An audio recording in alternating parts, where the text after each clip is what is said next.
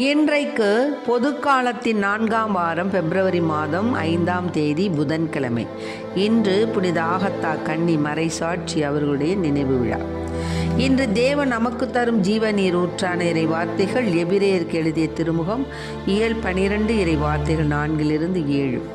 சகோதரர் சகோதரிகளை, பாவத்திற்கு எதிரான போராட்டத்தில் இரத்தம் சிந்தும் அளவுக்கு நீங்கள் இன்னும் எதிர்த்து நிற்கவில்லை. தம் பிள்ளைகளிடம் பேசுவது போல் இறைவன் உங்களுக்கு தந்த பின்வரும் அறிவுரையை நீங்கள் மறந்துவிட்டீர்கள். பிள்ளாய், ஆண்டவர் உன்னை கண்டித்து திருத்துவதை வேண்டாம் என தள்ளிவிடாதே. அவர் கண்டிக்கும் போது தளர்ந்து போகாதே. தந்தை தாம் ஏற்றுக்கொண்ட மக்களை தண்டிக்கிறார்.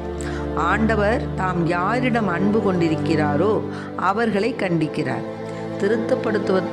திருத்தப்படுவதற்காக துன்பங்களை தாங்கிக் கொள்ளுங்கள். கடவுள் உங்களை தம் பிள்ளைகளாக நடத்துகிறார். ஆண்டவரின் அருள்வாக்கு. இறைவா, உமக்கு நன்றி. உம்மோடு இருக்கணுமே ஐயா, உம்மை போல் மாறணுமே.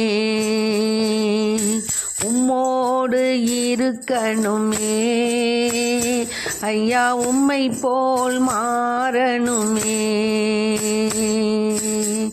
உலகின் ஒளியாய் மலை மேல் அமர்ந்து வெளிச்சம் கொடுக்கணுமே ஐயா, வெளிச்சம் கொடுக்கணுமே.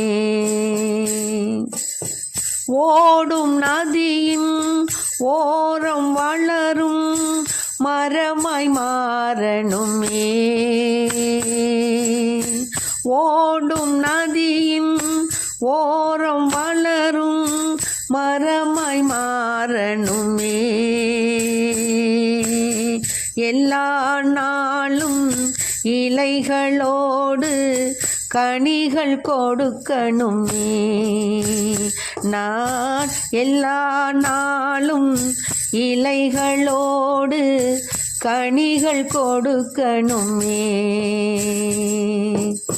உம்மோடு இருக்கணுமே ஐயா, உம்மை போல் மாறணுமே.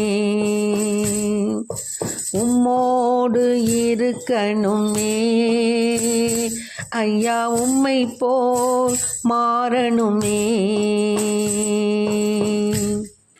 இன்றைக்கு நம் தேவன் தரும் ஜீவநீர் ஊற்றான இறை வார்த்தைகள் என்ன தெரியுங்களா?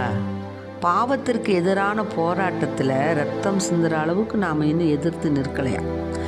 ஏசப்பா கடவுள் சொல்கிறாரு, தன் பிள்ளைகளிடம் பேசுவது போல, தந்தை தன் பிள்ளைகளிடம் பேசுவது போல நமக்கு அறிவுரை சொல்கிறார். என்ன சொல்கிறாருன்னா, இறைவன் உங்களுக்கு தந்த பின்னரும், அதாவது தம் பிள்ளைகளிடம் பேசுவது போல் இறைவன் உங்களுக்கு தந்த பின்னரும் அறிவுரை நீங்கள் மறந்துட்டீங்க.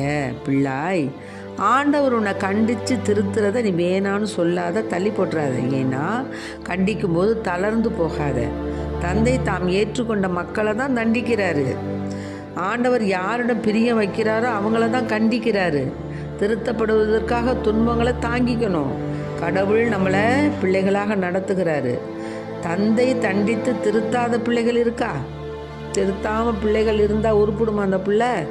அதனால தேவன் நமக்கு அவ்வப்போது கொடுக்கக்கூடிய சோதனைகள், நமக்கு வரக்கூடிய துன்பங்கள் எல்லாவற்றையும் நாம் தாங்கி கொண்டு தள்ளாடும் முழங்கால்களை உறுதிப்படுத்தி, தளர்ந்து போன கைகளை திடப்படுத்தி, அமைதியான நேர்மையான வாழ்வை நாம் நடத்திட இறைவனில் அகமகிழ்வோம், இறைவனிடம் வேண்டுவோம்.